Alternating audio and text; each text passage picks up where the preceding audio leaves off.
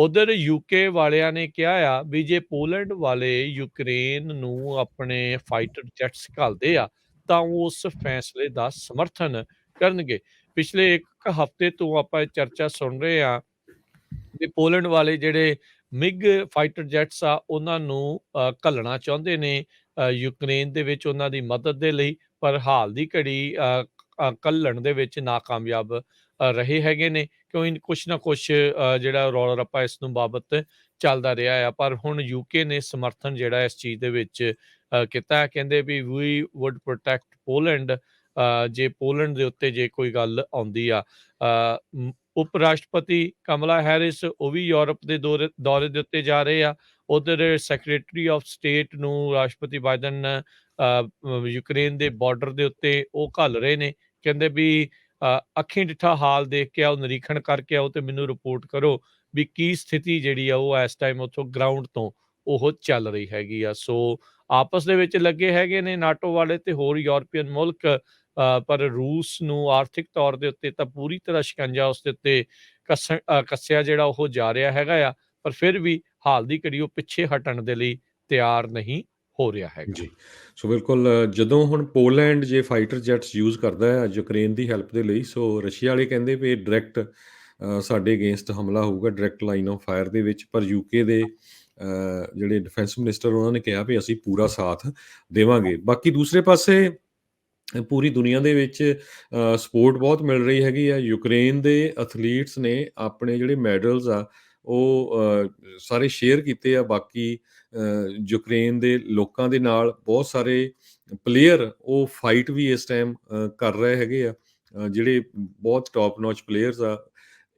ਇੱਕ ਖਬਰ ਇਹ ਵੀ ਆ ਰਹੀ ਆ ਵੀ ਇੰਡੀਆ ਦੇ ਸਟੂਡੈਂਟਸ ਇੱਕ ਯੂਕਰੇਨ ਸਿਟੀ ਆਫ ਸਮੀ ਆ, ਉੱਥੇ 700 ਦੇ ਕਰੀਬ ਸੀਗੇ, ਉਹ ਸਾਰਿਆਂ ਨੂੰ ਇਵੈਕੂਏਟ ਕਰ ਲਿਆ ਹੈਗਾ ਆ ਉੱਥੋਂ ਇੰਡੀਆ ਨੇ। ਸੋ ਇਹ ਇੰਡੀਆ ਦੇ ਕੈਬਨਿਟ ਮਿਨਿਸਟਰ ਹਰਦੀਪ ਸਿੰਘ ਪੁਰੀ ਆ, ਉਹਨਾਂ ਤੋਂ ਖਬਰ ਆ ਰਹੀ ਹੈਗੀ। ਹਾਲਾਂਕਿ ਹਜੇ ਬਹੁਤ ਇੰਡੀਅਨ ਸਟੂਡੈਂਟ ਬਾਕੀ ਸ਼ਹਿਰਾਂ 'ਚ ਫਸੇ ਹੋਏ ਹੈਗੇ ਆ।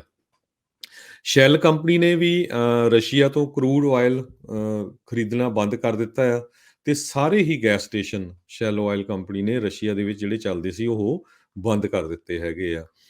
ਤੇ ਇਸੇ ਤਰ੍ਹਾਂ ਰਿਫਿਊਜੀ ਲਗਾਤਾਰ ਯੂਕਰੇਨ ਤੋਂ ਬਾਕੀ ਮੁਲਕਾਂ ਨੂੰ ਜਾ ਰਹੇ ਹੈਗੇ ਆ।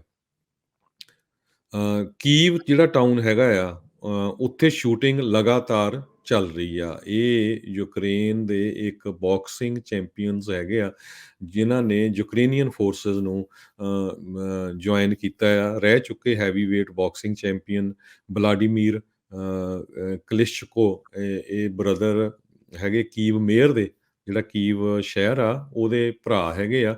ਉਹ ਕਹਿੰਦੇ ਵੀ ਮੈਂ ਪੂਰੀ ਤਰ੍ਹਾਂ ਲੜ ਰਿਹਾ ਆ, ਪਰ ਸਾਡੇ ਸ਼ਹਿਰ ਦੇ ਉੱਤੇ ਪੂਰਾ ਜਿਹੜੀ ਸ਼ੈਲਿੰਗ ਆ ਰਸ਼ੀਆ ਵੱਲੋਂ ਹੋ ਰਹੀ ਹੈਗੀ ਆ। ਜੀ, ਬਿਲਕੁਲ। ਅਗਲੀ ਜਿਹੜੀ ਇਸੇ ਦੇ ਨਾਲ ਸੰਬੰਧਿਤ ਗੱਲ ਕਰਦੇ ਜਾਈਏ, ਇਵੈਕੂਏਸ਼ਨ ਕੋਰੀਡੋਰਸ ਦੇ ਵਿੱਚ ਕਹਿੰਦੇ ਆ ਵੀ ਬਹੁਤ ਸਾਰੇ ਅਟੈਂਪਟ ਕੀਤੇ ਜਾ ਰਹੇ, ਕੋਸ਼ਿਸ਼ਾਂ ਕੀਤੀਆਂ ਜਾ ਰਹੀਆਂ ਵੀ ਜਿਹੜੇ ਸਿਵਿਲੀਅਨਸ ਆ ਉਹਨਾਂ ਨੂੰ ਉੱਥੋਂ ਕੱਢਿਆ ਜਾ ਸਕੇ। ਕਹਿੰਦੇ ਵੀ ਟੈਂਪਰੇਰੀ ਸੀਜ਼ ਫਾਇਰਸ ਕੀਤੀਆਂ ਗਈਆਂ ਸੀ ਪਰ ਉਹ ਫੇਲ ਹੋਈਆਂ ਨੇ।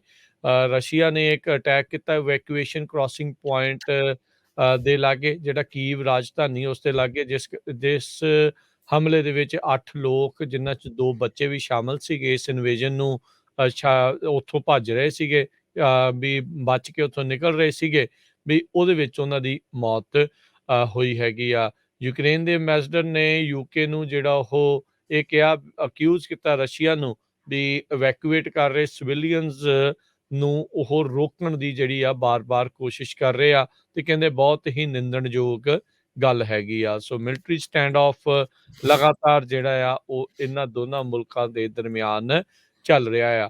ਯੂਐਨ ਦੇ ਅਧਿਕਾਰੀ ਇਹ ਅਨੁਮਾਨ ਲਾ ਰਹੇ ਆ ਵੀ 1200 ਸਿਵਿਲੀਅਨ ਹੁਣ ਤੱਕ ਮਾਰੇ ਜਾ ਚੁੱਕੇ ਆ। ਉਹ ਰਿਕਾਰਡਡ ਹੈਗੇ ਨੇ, ਕੈਜੂਅਲਟੀਜ਼ ਹੈਗੀਆਂ ਆ ਵੀ ਕਹਿੰਦੇ ਵੀ ਜਿਨ੍ਹਾਂ ਵਿੱਚੋਂ ਐਟਲੀਸਟ 400 ਜਿਹੜੇ ਲੋਕ ਆ ਉਹ ਮਾਰੇ ਗਏ ਨੇ, 1200 ਜਿਹੜੇ ਕੈਜੂਅਲਟੀਜ਼ ਹੈਗੀਆਂ ਆ ਜਿਨ੍ਹਾਂ ਵਿੱਚ ਡੈਥ ਤੇ ਇੰਜਰੀਜ਼ ਕਿੰਨੀਆਂ ਆ, ਡੈਥ ਕਿੰਨੀਆਂ ਆ, ਉਹ ਕਹਿੰਦੇ ਸਹੀ ਅਨੁਮਾਨ ਲਾਉਣਾ ਹਾਲ ਦੀ ਘੜੀ ਨਾਮੁਮਕਿਨ ਜਿਹਾ ਹੈਗਾ। ਤੁਸੀਂ ਪਹਿਲਾਂ ਵੀ ਜਿੱਦਾਂ ਦੱਸਿਆ ਤਕਰੀਬਨ 2 ਮਿਲੀਅਨ ਲੋਕ ਉਹ ਮੁਲਕ ਨੂੰ ਛੱਡ ਕੇ ਜਿਹੜਾ ਉਹ ਜਾ ਰਹੇ ਨੇ। ਆਪਣੇ ਨਾਲ ਦੇ ਜਿਹੜੇ ਉਹ ਮੁਲਕਾਂ ਦੇ ਵਿੱਚ, ਤਾਂ ਜੋ ਉਹ ਆਪਣੇ ਆਪ ਨੂੰ ਬਚਾ ਰੱਖ ਸਕਣ।